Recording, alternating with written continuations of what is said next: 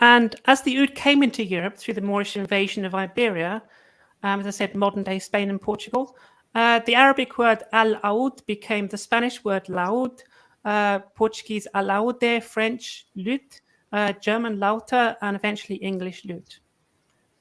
You can see here at the top, these are examples of medieval lutes.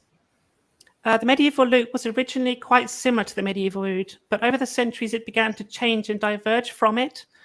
By the end of the medieval period, the lute always had frets, whereas the oud doesn't have frets, of course. And by the Renaissance, so these are Renaissance lutes here in the middle. By the Renaissance, they'd stopped using plectrums to play the lute, and instead started playing with fingers. And this was in order to play different styles of music that were polyphonic. So instead of just having one line like in medieval music, during the Renaissance also, the body became more slender.